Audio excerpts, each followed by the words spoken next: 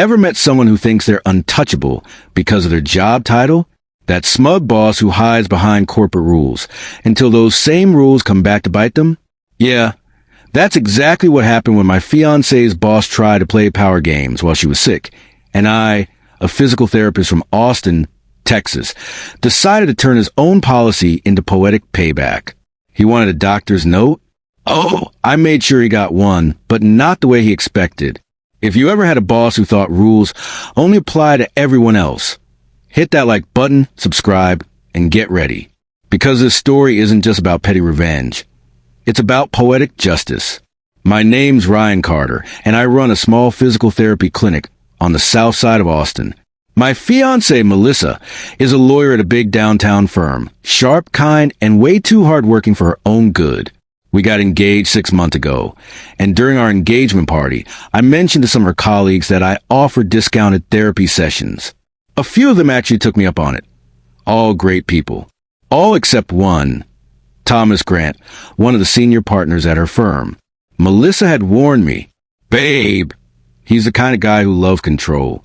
Every conversation is a power play."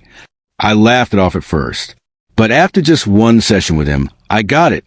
Thomas strutted into my clinic like he owned the place. Expensive suit, smug grin, that fake smile energy. The kind of guy who shakes your hand just to assert dominance.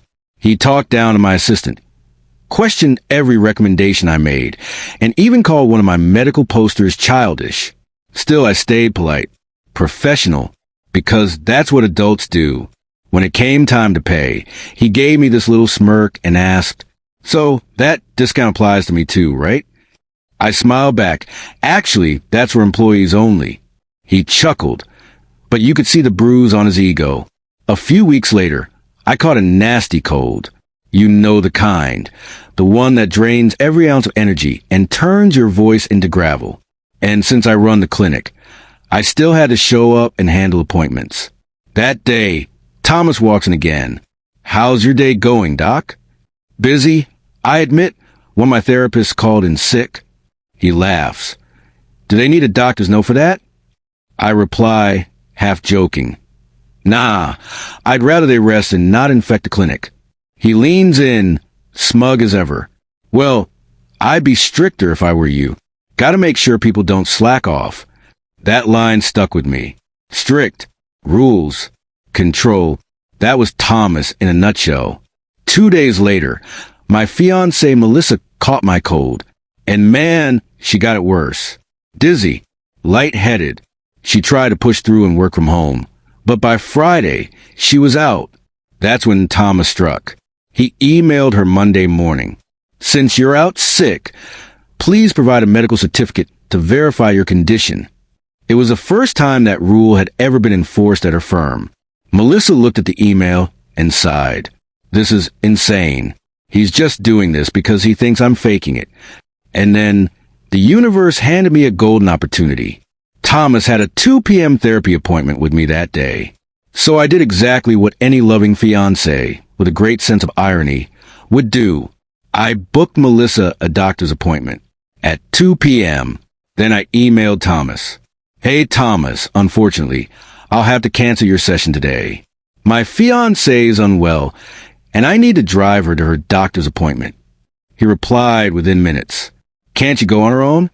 I typed back, "She's dealing with vertigo. It's best I go with her. I'll get back to you if I have any availability soon."